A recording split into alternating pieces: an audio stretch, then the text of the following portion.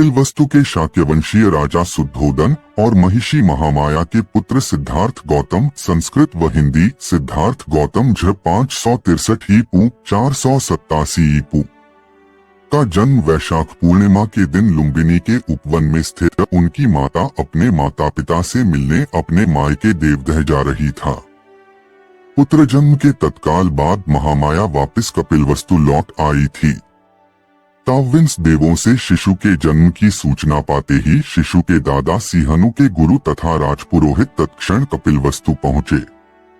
शिशु को अपनी गोद में उठाया। जैसे ही शिशु को निकट से देखा तो उनकी आंखें पहले तो खुशी से चमक उठीं, लेकिन फिर आंसुओं में डूब गईं। शुद्धोदन द्वारा कारण पूछे जाने पर उन्होंने बताया था, यह शिशु बुद्ध बनने वाला है, इसलिए मैं प्रसन्न हूँ। किंतु दुख इस बात का है कि शिशु की बुद्धत्व प्राप्ति तक मैं जीवित नहीं रह सकूंगा। शिशु के जन्म के 5वें दिन उसके नामकरण के अवसर पर 108 ज्योतिषियों को आमंत्रित किया गया था, जिनमें 8 विलक्षण ज्योतिषी भी थे। उन 8 में से 6 राम, ध्वज, लक्ष्मण, मंती, भोज और सुदंत ने यह भविष्यवाणी की थी कि वह शिशु या तो चक्रवर्ती सम्राट बनेगा या एक बुद्ध। किंतु सबसे कम उम्र के ज्योतिषी कोंडन का कथन था कि वह शिशु निश्चित रूप से एक बुद्ध बनेगा। शिशु का नाम सिद्धार्थ गौतम रखा गया। 7वें दिन सिद्धार्थ की माता का देहांत हो गया। तब उसके लालन पालन का दायित्व उसकी मौसी महापजाप्ती ने लिया। वह भी शुद्धोदन की एक रानी थी और उनका विवाह भी शुद्धोदन के साथ उसी दिन हुआ था जिस दिन महामाया का 16 वर्ष की अवस्था में सिद्धार्थ ने शाक्यों की एक सभा में अपने अद्भुत युद्ध कौशल दिखाए।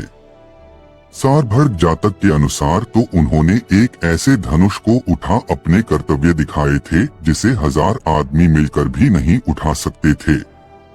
किंवदंती तो यह है कि उनके शौर्य से प्रसन्न हो उन्हें 40,000 शाक्य कन्याओं के हाथ प्राप्त हुए थे, जिनमें सुधबुद्ध की राजकुमारी बिंबा उनकी प्रमुख रानी बनी थी, जो बाद में राहुलमता के नाम से बौद्ध साहित्य में विख्यात हैं। जृबिंबा ही भद्दकच्छा, सुभद्रका और यशोधरा, हिंदी संस्कृत यशोधरा के नाम से जानी जाती हैं। 29 वर्षों तक ठरभ, ठसुरभ और ठसुभ नामक प्रासादों में राजवैभव भोगने के बाद सिद्धार्थ संसार से विमुक्त हो संन्यास को उन्मुख हुए। कहा जाता है कि उन्होंने एक बार किसी रोगी को देखा और अनुभव किया कि हर कोई जो पैदा होता है रोग और व्याधि से पीड़ित होता रहता है।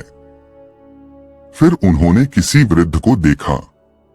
इससे उन्हें यह विदित हुआ कि हर कोई जो जन्म लेता है कालांतर में वृद्ध भी होता है, तत् उसके हाथ पैर शिथिल और जर्जर हो जाते हैं।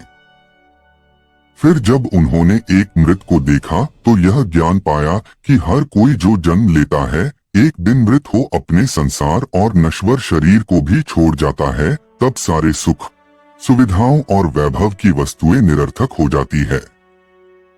अत संसार सारहीन है।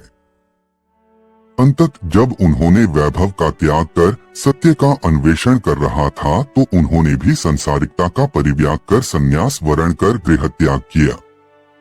शाक्य, कोली और मल्ल राज्यों को पार कर सन्यासी के रूप में वे राजगीर आदि स्थानों पर भटकने लगे। इसी क्रम में उन्होंने अकारक काम और उद्धक्राम पुत्र को अपना गुरु बनाया, किंतु उनके दर्शन व विचार से वे संतुष्ट नहीं हुए। अत वे उर्वेका के सेनानी गांव पहुंचे और 6 वर्षा तक 5 भिक्षुओं के साहचर्य में कठिन तपस्या की। कठिन चरम तप 2 मार्ग की अनुपभुक्तता जानपुन वे साधारण भोजन ग्रहण करने को प्रेरित हुए, जिससे खिन्न हो उनके 5 भिक्षुमित्र खिन्न हो उनका साथ छोड़ सारनाथ के इसिपत मिगदाथ को प्रस्थान कर गए। सिद्धार्थ की साधारण भोजन ग्रहण करने की इच्छा सुजाता नाम की एक कन्या ने सोने की कटोरी में खीर अर्पित कर पूरी की। वह दिन वैशाख पूर्णिमा का था। गौतम ने निरंजरा नदी में स्नान कर खीर खाई और फिर कटोरी नदी में ही छोड़ दी, जो डूबती हुई नागराज काल के निवास स्थान पर जा पहुंची थी। फिर सारा दिन सालोकवन में व्यतीत कर शाम को वे पीपल के एक पेड़ के नीचे जा बैठे। वहीं सोतीय नामक एक घसियारे ने उन्हें 8 मुट्ठी घास दिए। घास को उन्होंने पूर्व दिशा की ओर रख उसकी आसनी बनाई। फिर उस पर बैठकर उन्होंने यह प्रतिज्ञा की कि जब तक वे बोधि नहीं प्राप्त करते तब तक वहां से नहीं उठेंगे। उनकी प्रतिज्ञा के तेज से महाब्रह्म और सारे देव उनके सामने प्रकट हो उनकी स्तुति करने लगे, किंतु उनकी दृढ़ मार शैतान ने उन पर आक्रमण किया, जिसके भय से सारे देव वहां से भाग खड़े हुए। मार से उनकी रक्षा तब केवल 10 पारमियों ने की। इन पारमियों को उन्होंने बोधिसत्व बनने के बाद के 550 जन्मों के कठिन संघर्ष के क्रम में परमी 10 होते हैं दान, शील, नेकखम या नौकम, प्रज्ञा, वीर्य, खंति या धैर्य, सत्य, अधिष्ठान, मेत्ता या मैत्रेय और उपेक्षा या संभाव अथवा अनासक्ति। गौतम से परास्त हो जब मार और उसकी सेनाएं भाग खड़ी हुई तो सारे देवों ने विजेता की जय जयकार की। तप में लीन गौतम ने रात के पहले प्रहर में अपने पूर्व जन्मों को जाना, दूसरे प्रहर में दिव्य चक्षु को पाया, तीसरे प्रहर में परिचित मुक्पाद के ज्ञान को और अंतत प्रत्युष काल में संबोधि की प्राप्ति की, ज्ञान को जिससे वे प्रत्येक प्रत्येक बुद्ध बने।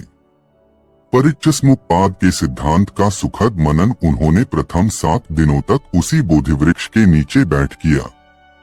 दूसरा सप्ताह उन्होंने अजपाल निग्रोध वृक्ष के नीचे बिताया, जहां उनकी भेंट एक घमंडी ब्राह्मण से हुई थी और जहां उन्होंने मार की 3 कन्याओं को परास्त किया था।